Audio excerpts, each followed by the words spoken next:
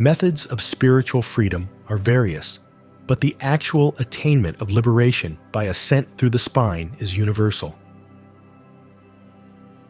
Whether through the intense devotion and prayer of the bhakta, or the pure discrimination of the jnani, or the non-attached, selfless actions of the karma yogi, the consciousness purified and concentrated thereby still makes its final ascent to God through the subtle spinal channels through which it descended into flesh. Kriya Yoga is the highest method of God contact. By Paramahansa Yogananda. In my own search for God, I traveled all over India and heard wisdom from the lips of a number of her greatest masters. I can therefore vouch for the fact that in self-realization, teachings are the highest truths and scientific techniques given to mankind by God and the Great Ones. The after effects of Kriya bring with them the utmost peace and bliss. The joy that comes with Kriya is greater than the joys of all pleasurable physical sensations put together. Unattracted to the sensory world, the yogi experiences the ever-new joy inherent in the self. Engaged in divine union of the soul with spirit, he attains bliss indestructible.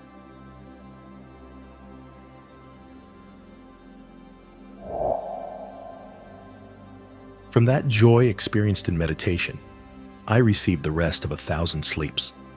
Sleep becomes virtually unnecessary to the advanced Kriya Yogi. When by Kriya Yoga, the devotee enters samadhi, wherein his eyes, breath, and heart are quieted, another world comes into view. Breath, sound, and movement of the eyes belong to this world. But the yogi who has control of the breath may enter the heavenly astral and causal worlds and commune there with God's saints, or enter cosmic consciousness and commune with God. The yogi is not interested in anything else.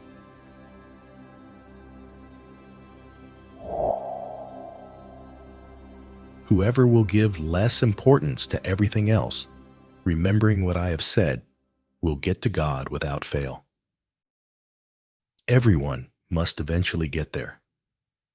But what is the use of my telling these truths to you unless you practice them?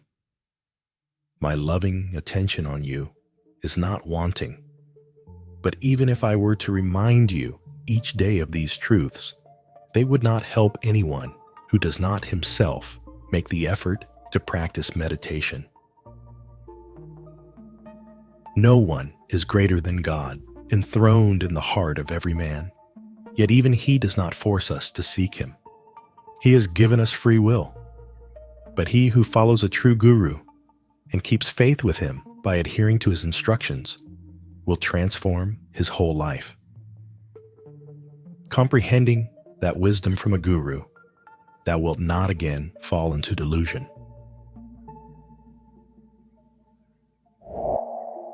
Without entering the spiritual, astral eye, no one can know how to take his life force and consciousness through the astral plexuses in the spine.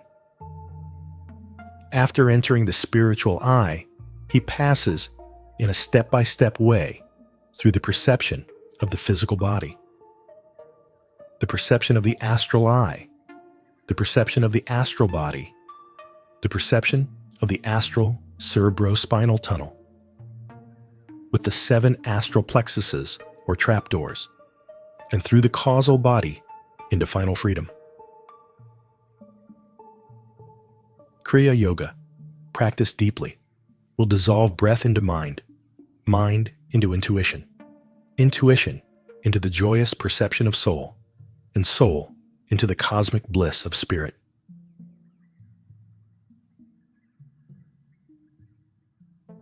In the initial state, the yogi is busy withdrawing the life force into the spinal centers. When he succeeds in this work, his astral body with 7 astral plexuses become visible to him through his spherical astral eye of intuition, The astral body is made of tissues of light condensed from astral rays, even as the physical body is made of fleshy tissues. When the yogi is able to withdraw his life force from the senses, not only does he see his astral body, but he can disconnect his mind from the outer world.